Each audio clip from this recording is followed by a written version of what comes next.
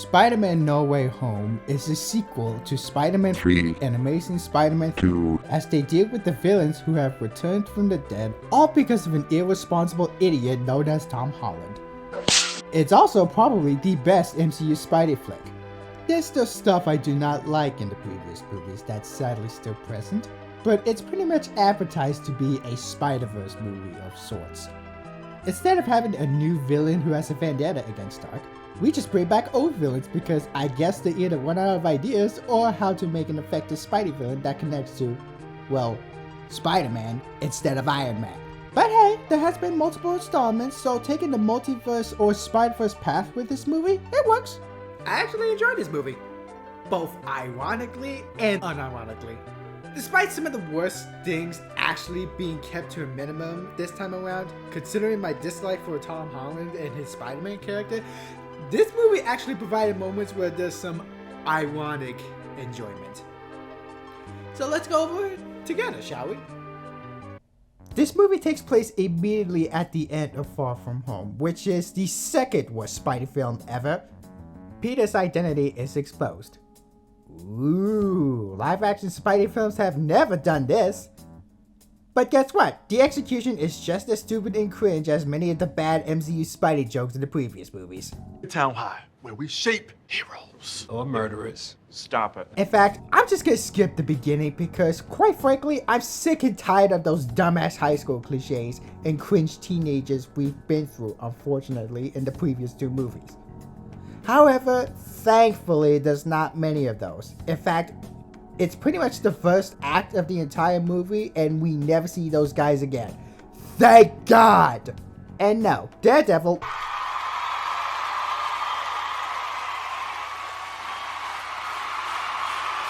Okay? Daredevil's cameo doesn't make this any better either. Besides, I don't give a fuck about him. If y'all love him, good for you. But I have other interests. Like, when the hell are we gonna get a Black Cat movie? And can we please have her in a leather or latex suit? He goes to Doctor Strange to get everyone to erase their minds that he is Spider-Man. But Peter doesn't realize that everyone means everyone! So Peter tries to change up the spells and oh, look at that. He's responsible for the damage that is to come. And do you want to know what makes this even worse? Strange brought up the idea of convincing the administrators that Peter didn't even think about before Peter tries to have Strange brainwash the entire world. Tom, you deserve to have bad things happen to you. Before, today, and what's to come later. And yes, for some of you, especially gamers, wondering, in Rebel Shadows, Peter was also responsible for the mess more or less. But the difference there is that it's a threat that's alien, and usually there isn't much to know when it comes to aliens. Like, how is anybody supposed to know that Venom can mass produce so much? Which they never do anywhere else. Space has so much unknown shit. Here, Tom could have just looked up all the answers, or hell, maybe even talked with Daredevil to try and get this MIT shit sorted out. There's plenty of acknowledgement in ways other than having Doctor Strange brainwash. You're more or less a fucking scientist, even trying to look up answers on the internet. Good lord! But whatever, after going through all the cringe and stupidity, this is when things actually get good from this point on. For the majority, Tom tries to find an administrator at the bridge, but it gets attacked by good old Dr. Otto Octavius, played by Alfred Molina!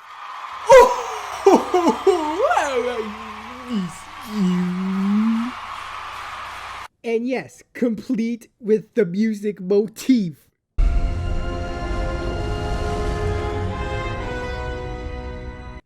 After a wonderful fight scene with Otto while in his Iron Spider outfit, we actually get to see Otto absorb part of Peter's suit. Oh, shit. The Iron Spider suit is pretty OP, and I wondered why Tom didn't just use it much in the previous movie.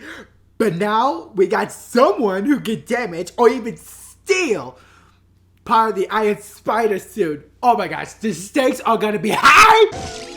What's happening? Hey!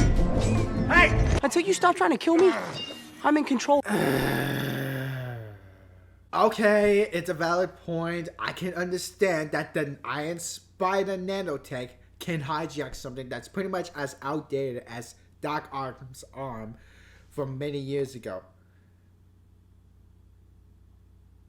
But man, it's a total letdown. It makes sense, but it's still a total bummer. Until Gabby shows up, and once again played by Defoe. But I guess Tom and whatever's left in that Iron Spider outfit could have made things somewhat unfair because Strange teleports them to the basement in his mansion. And hearing Dr. Otto Octavius reacting to the absurdity of what's going on is just amusing. Spell? What is this, a birthday party? Sadly, this is the last we'll see of the Iron Spider outfit, as Doctor Strange just uses his magic to create a device to transport any previous movie villains back to the dungeon along with Doc Ock. But at least we have a legitimate reason why the Iron Spider-Man outfit isn't used and will never be used again. In the previous movie, let's be real, Tom could have just won that outfit in his final fight with Mysterio if Mr. Fatboy, Mr. Fatboy! You disrespectful son of a bitch! thinks to have bought the damn suit, which is better than Peter making a variation of his previous suit where the blue is replaced with black. Did I mention that Far From Home is the worst MCU Spidey flick? Tom brings Michelle and Ned over to help out with the investigation, and we have Doctor Strange being the personification of my frustration with the MCU Spidey. Let's just focus on the good news, okay? No, let's just focus on the bad news. Can't believe I'm in the Sanctum Sanctorum. Neither can I. Get on your phones. Scour the internet and Scooby-Doo this shit. And they go to the basement, and we get a moment where I just want to fucking strangle whoever wrote this scene. What was your name again? Dr. Otto Octavius. Wait, no, seriously, what's your actual name? Fuck you for disrespecting Otto. Guy named Otto Octavius winds up with 8 limbs. What are the odds? That doesn't count! Oh, and there's the lizard, who just sits there in silence after giving an unnecessary jump scare. Oh, is that a dinosaur? The dinosaur can talk. MCU, somehow having the ability of making scientists idiots sometimes. So while they search, Otto brings up his thoughts and even distaste on Norman/Goblin, which we have never gotten from Spider-Man 2 looking back at it. In Spider-Man 2, he just seems to be fond of Harry Osborn before going nuts after the chip gets destroyed. So hearing what he has to say is a nice little insight. Oh, and we have another over-the-top moment with the Spidey villain of Tobey Maguire. What happened to We tire of your questions, boy! Hey, I wonder if this is non-parents being annoyed at toddlers asking the same questions over and over again. Eventually, they figure out where the next destination is, so Tom goes to find one of the villains, which also comes with the Green Goblin's motif. And, wait, hold on. Doctor Strange didn't enhance Spidey's suit as it was implied in the trailer? Just the device to teleport them. And Tom's suit gets green paint as a result of some guy because of the controversy ever since his identity reveal. So, this is just wearing the suit inside out. All because of some godforsaken paint? That's just dumb. But instead, he finds Electro in Sandman. Once again played by the original actors. Well, one of them is. The other is voiced and CGI'd to be a literal sand, which is kinda odd considering MCU likes to CGI old characters from time to time. I can understand Lizard being CGI since that was the case in Amazing Spider-Man, but Flint being a little Sandman instead of looking human is rather odd, but that's a nitpick. Sandman actually helps out Spider-Man, which makes sense considering he made peace with Tobey, even though Tom outright said he's not St. Peter. And now, Electro has a human body again. and looks less of a goofy weirdo. Okay, this isn't related to the movie, it just relates to the majority of superhero media. But why the fuck does many people have to look like they drink steroids and milk? The only two guys I know who doesn't have this treatment is the Joker, Joaquin Phoenix's Joker, and pretty much Otto in both this movie and Spider-Man 2. And that's it. Also, Marvel vs. Capcom has to be the worst case of superhero muscles. Except maybe Captain Marvel. And her classic leotard outfit. After getting Electro dressed in some firefighter clothing, which I'm pretty sure he wore clothing in the Amazing Spider-Man 2, he gets transported. Sandman becomes hostile and gets transported as well. So we got 4 villains, half being from 2 different universes, in the same room, talking to one another. This is great. Although, where's Tom Hardy's Venom? It wasn't crazy, Max. It was the next step. Oh, now the lizard says something. Dinosaur can talk. I fucking hate Ned. After that sweet moment of villains talking to each other, we finally see what's up with Norman/Goblin. And my goodness, it feels so strange how this moment just feels like it's been yesterday when we remember Spider-Man 1. We have an over-the-top Jekyll and Hyde in the movie, and once again, it's present in this movie as well. It's just so good! Oh, and if somebody absolutely hates the mask design of the original Green Goblin, Hate yourself! there you go. Hope you're happy. Fuckers. So Osborn, not Goblin, finds Aunt May in the feast in hopes of seeing Tom. After getting her call, Tom rushes over and we have a moment between the two where Tom doesn't think it's their problem to help the villains with their issues while they're around. Wait. Why does that sound familiar? Remember, with great power comes great responsibility. I missed the part where that's my problem. Something's not right here. Yeah. On top of him being a shitty Spider-Man, but this is even more odd. Oh, right, I forgot. Hi, J.K. Simmons as J. Jonah Jameson.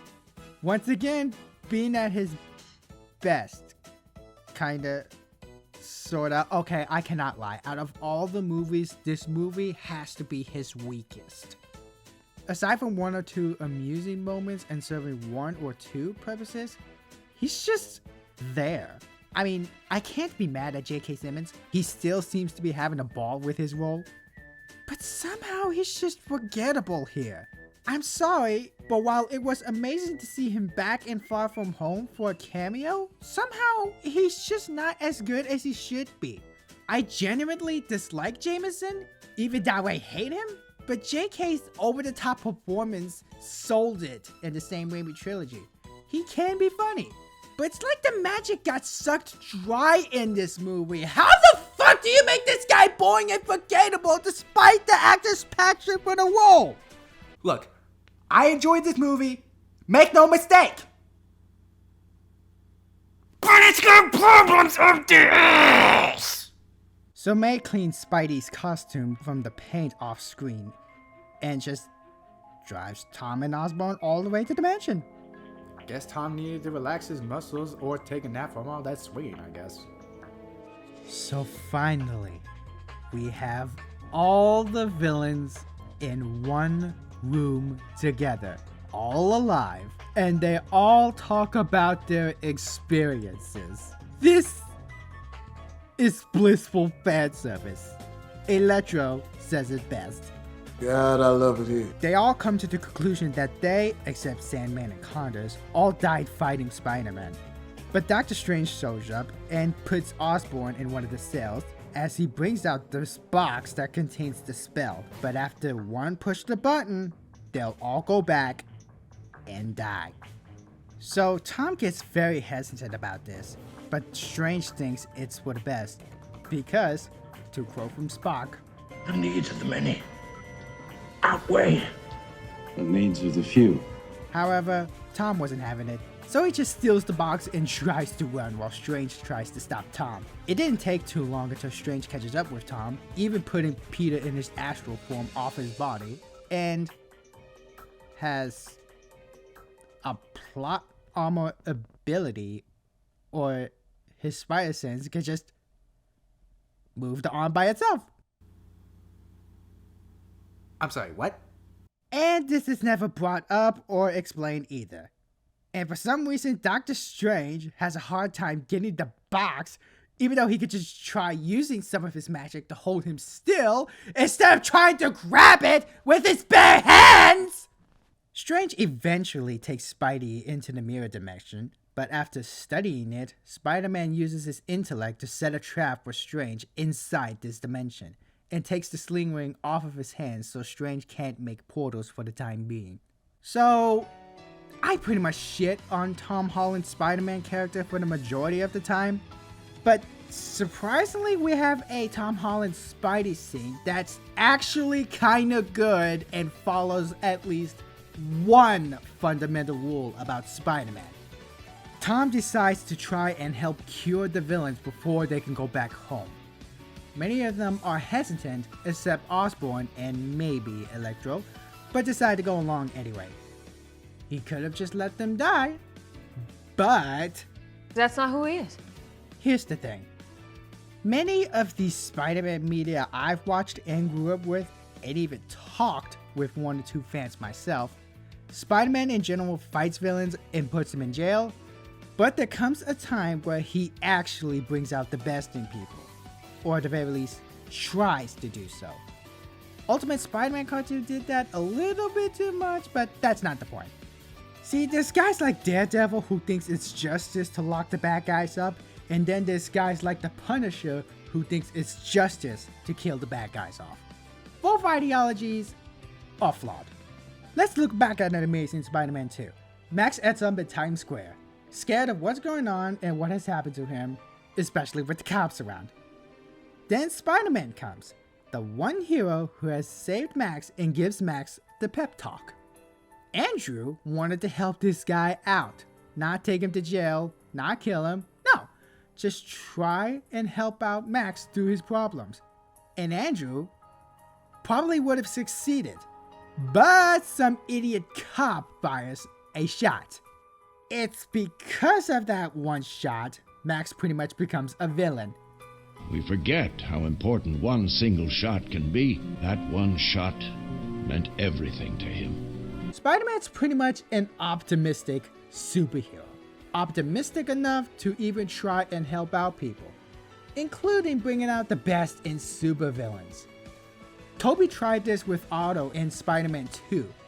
Andrew tried this both times with the Lizard and Electro. And now we have Tom, who's going to try and save the villains by curing them so they won't die fighting Spider-Man. So congrats, MCU! You got something right with Spidey, at least in the fundamental level, of course. For once! Tom sends Michelle and Ned to go hiding with the box in Sling Ring and threatens that if things go wrong, they'll push the button. And all the villains go to Happy's apartment.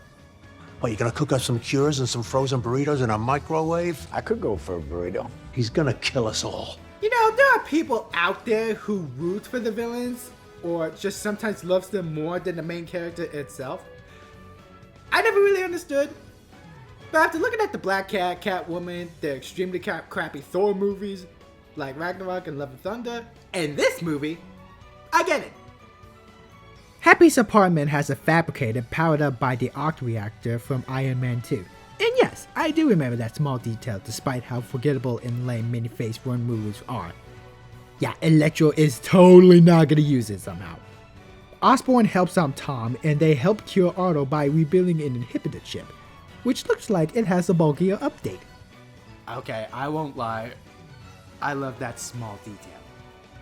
They didn't outright say it, nor bring up the small details, but that new inhibitor chip that's a bit bigger, bulkier, and is now in the shape of a rectangle, it is my headcanon that it is an armored inhibited chip that now makes it extremely hard to break, if at all. It would make perfect sense, because in Spider-Man 2, electricity from the first fusion reactor ended up destroying the chip while Otto was distracted by the fact that his wife died. Later on, Otto gets shocked by electricity again, except this time it didn't work, because later on, Otto pretended to be evil only to use his arms to cure Max. So it would make sense that Tom and Osborn created a much bigger, stronger inhibitor chip that not even Electro can break. Tom's body not letting Strange take the box even though he's in his astral form? You could argue that the spider sense could do it, but I have not ever seen one instance where a spider sense could do something this bizarre. Makes me convinced that it can do something like that.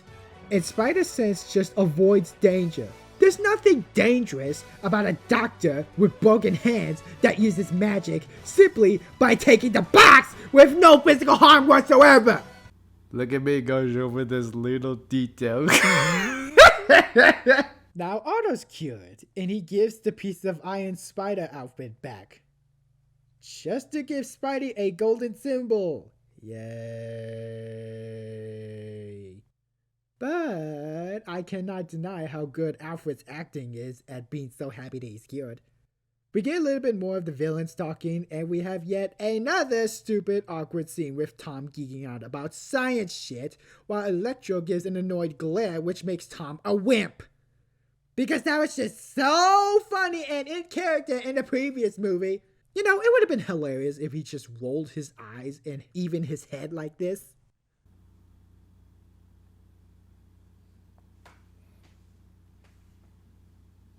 At least they didn't recycle the porn joke, which I still think it should have made Homecoming R-rated, by the way. However, this is when Goblin resurfaces. And just like Spider-Man 1 a couple decades ago, his presence alone triggers Tom's spider sense. Thank you for the consistency. Tom wraps up the Goblin's hand, and it's just great. It's simply great to see the foe as the Goblin again. Norman? Norman's on sabbatical, honey. Goblin calls out on Tom on wanting to have things both ways and convinces the supervillains that their powers are not curses, they're gifts, and all hell breaks loose. I told you there'd be consequences!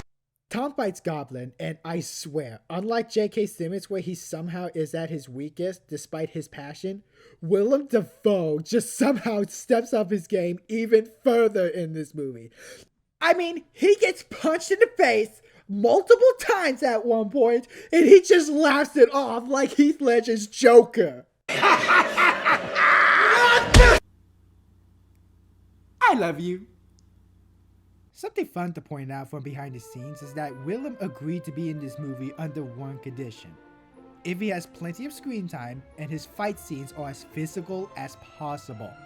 The guys who made this movie certainly delivers on Dafoe's condition, and Dafoe has certainly delivered even for a dude his age. Makes me think of the actor of Scorpion from the 2021 Mortal Kombat movie. You've got to respect old actors who can still kick ass. Seriously. Dafoe ends up beating up Spidey, and May tries to use the cure, but it doesn't work. I mean, honestly, the cure not working, I'm pretty sure you can see it coming from a mile away, considering it's two conflicting personalities in one body, even with Otto's help. Plus, again, there are small details to pick up throughout the entire movie where his Goblin side peeks out every once in a while. Goblin uses the pumpkin bomb and escapes, while the glider ends up hitting May. Uh-oh.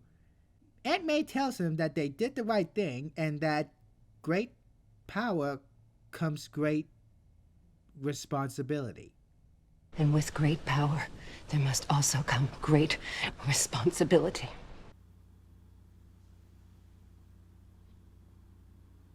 What?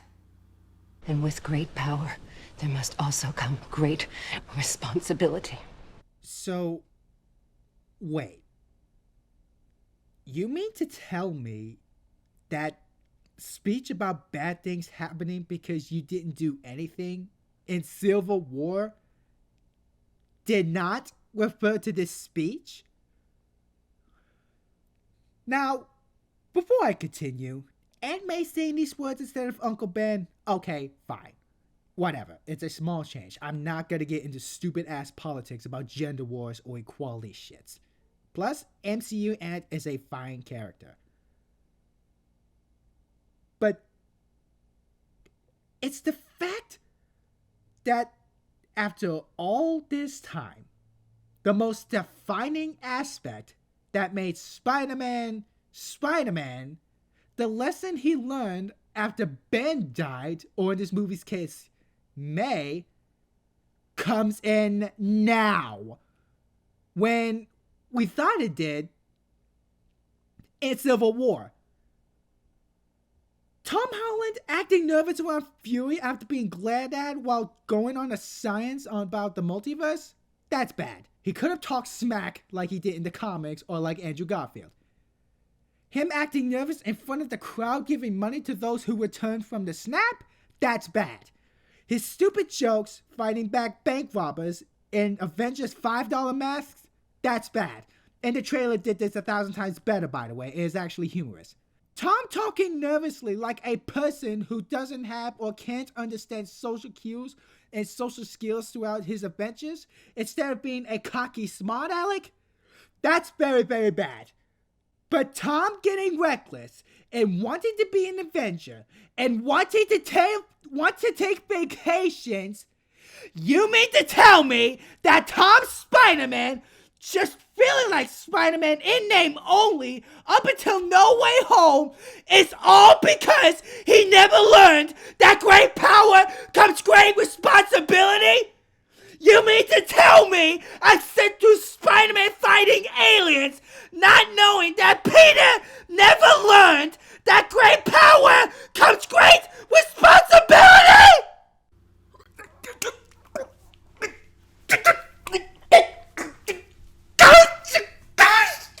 Aunt May dies and Tom cries again over losing yet another dead loved one.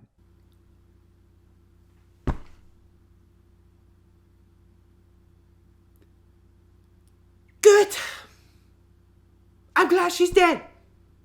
Again, May isn't a bad character, but if it brings pain to Tom, then I feel good about it. Congrats, movie. I'm totally on the side of the foe's goblin. I shouldn't take his side for what he's done, but I do.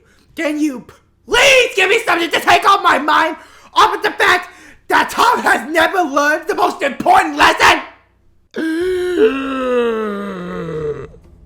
Yes! Yeah! Real Spider-Man! Real Spider-Man at last! These two right in the middle of the movie is what saved this movie and what makes this MCU Spider-Man the only good MCU Spidey movie. Though I myself like to think that it's a sequel to Spider-Man 3 and Amazing Spider-Man 2. Honestly, if these two hadn't shown up or did not have plenty of screen time, I wouldn't bother to support this movie in theaters. In fact, I intentionally spoiled myself to see if these two would be in the movie because I dislike Tom Holland so much. Even with the villains played by their original actors, it wouldn't change the fact that I had to sit through with cringy Spider-Man in name only. Fuck Tom Holland as an actor for ruining two iconic characters. So imagine my relief when I found out they were in the movie. Imagine how happy I was seeing these two again. And together, I might add.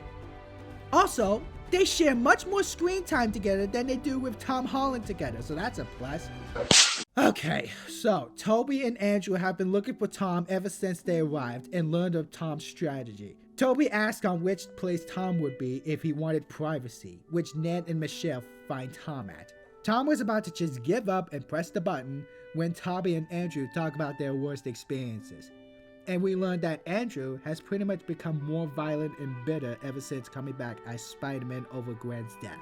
Damn, I kind of want to see a movie like that with Andrew now.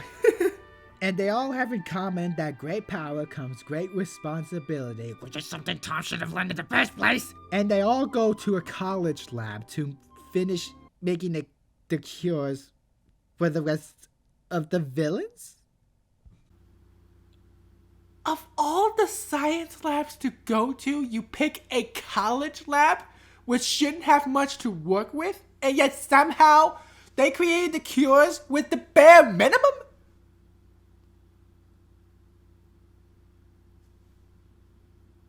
Brain freeze. Ah well, at least this movie gave us something that the same Raimi movies never gave us. Tobey doing science shit. I mean, most he ever did was talk with Otto about the fusion reactor and sound shit with his girlfriend after MJ's performance and does class paperwork with Connors. But that's it.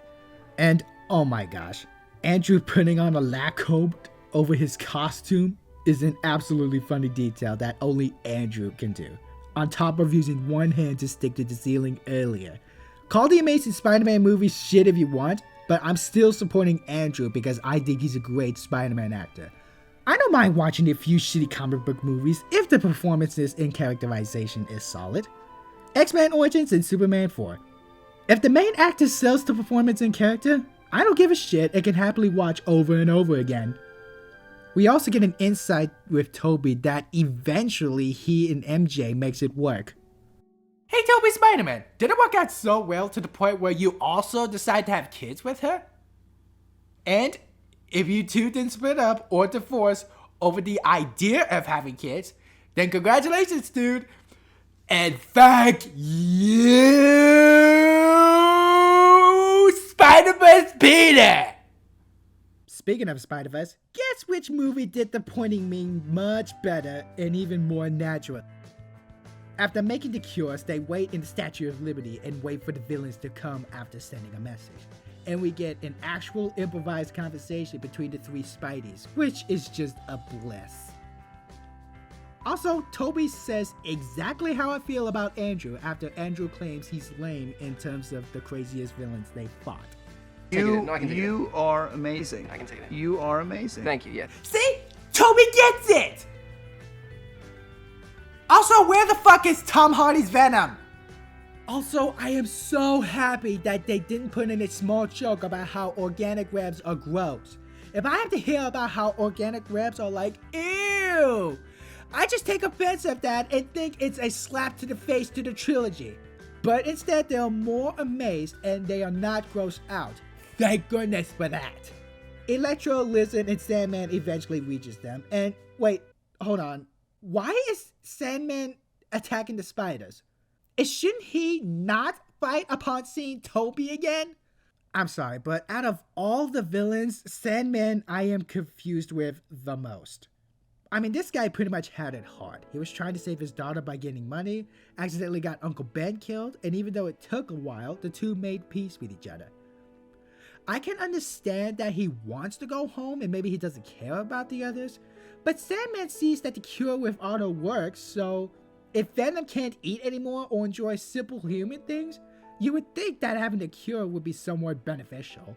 And I know his daughter matters most, but considering how Sandman never dies and so much time has passed since Spider-Man 3, I'd imagine that Peter lets Sandman do what he wants as long as nobody else dies and his daughter gets better, and Flint would like to maybe get rid of his powers.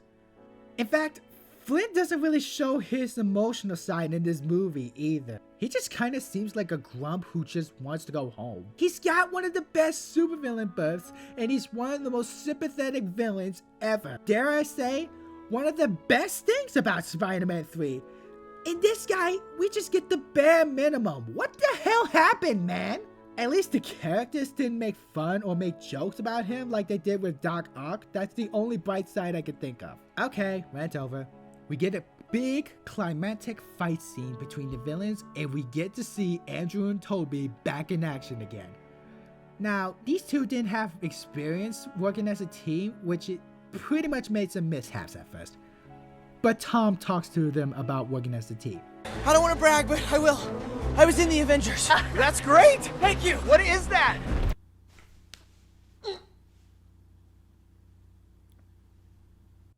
Sorry, it's just hearing them ask about what the Avengers are is just heartbreaking because we'll never see them being with the actual Avengers, different actors or not, ever. So, Tom suggests that they should coordinate their attacks and trust their spider sense. Oh, and which numbered Peters they are. Tobey should have been Peter 1. Instead of killing all the villains at once, they go one at a time. And, Goblin's taking his sweet ass time to show up.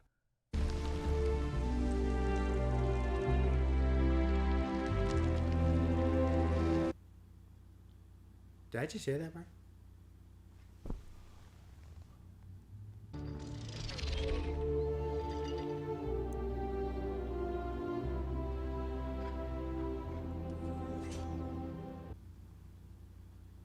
They even brought back that motif that I love so much.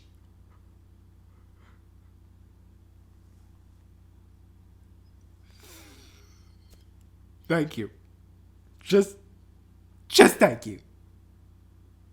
So Strange shows up when Ned accidentally brings him here and was about to push the button. But Goblin finally shows up. Not sure what took him so long. But uh-oh! So, yeah, Goblin pretty much fucks everything up. Michelle actually ends up falling, and Tom gets caught in the glider. And we have a paid respect with Andrew's Spidey. He couldn't save Gwen from falling, but he redeems himself by saving Michelle, and he did get emotional about it. And just like the final fight in Spider-Man 1, Tom Holland gets pissed. He just wants to kill the Green Goblin, and Goblin does an Emperor Palpatine. Tom gets the upper hand and was about to make the final blow, but Tobey stops Tom from doing so after speaking from experience that vengeance isn't a hot thing. Oh, no. Yeah, I'm good. I've been stabbed before. Oh, God. Oh, thank the Lord.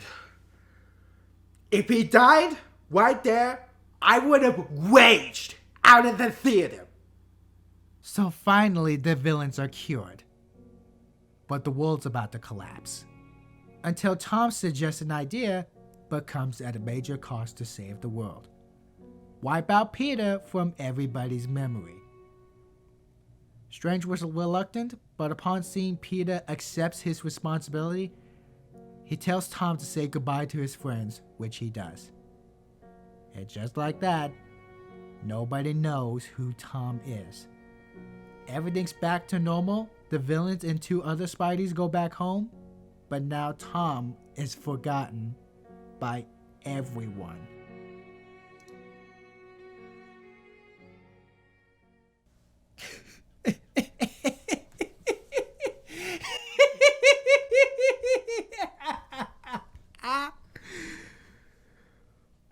Oh, this is the perfect punishment for Tom.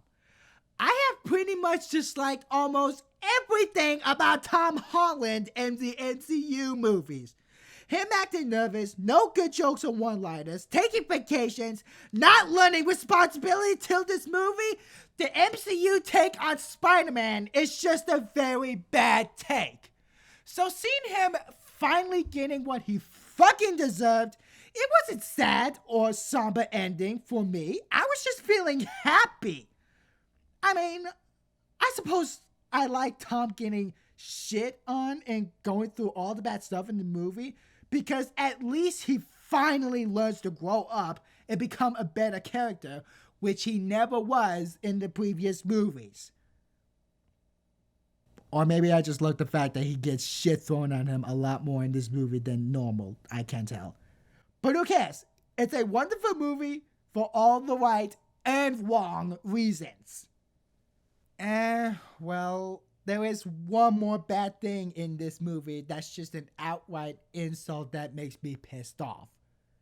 If anybody wanted to see Venom at all in this movie playing a major part as it was built up to in Venom Let There Be Carnage, nope, he's just a cameo reacting to the crazy MCU shit before going home. Well, what was the credit stinger then! You could have just taken that out of Venom 2. You had me excited for Venom in this movie for a cameo. Whoever thought it's a good idea are fucking idiots. If you took that off of Venom 2, this might have been a nice surprise, but nope, all that hype for something so lame. Whose idea was this? So, that was Spider-Man 4. I mean, The Amazing Spider-Man 3. I mean, No Way Home. This is the best out of the MCU Spidey movies. Even though there are things I enjoy about this movie for the wrong reasons, there is plenty of right reasons to enjoy this movie. Tom grows up, the action's great, the fan service is done absolutely well. This is a Spider-Man movie for Spider-Man fans and casuals, and thankfully, it's a good one. If you're just in it to see the previous actors to come back and play the roles once again, you'll have a good time. In fact, I can safely say that this movie is the true Spider-Verse movie. 1,000 times better than Into the Spider-Verse. And stop! I think it's time.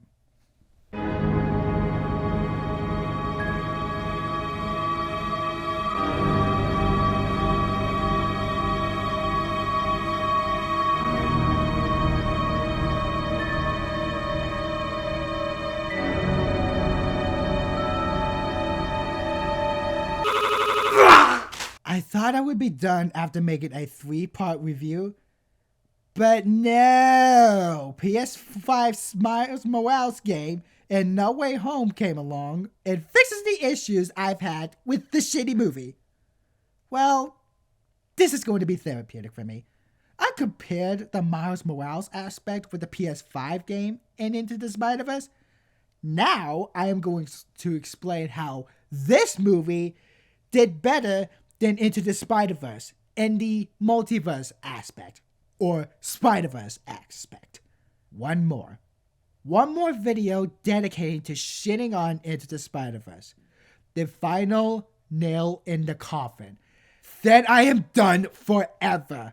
Finally, I will be done with Into the Spider-Verse.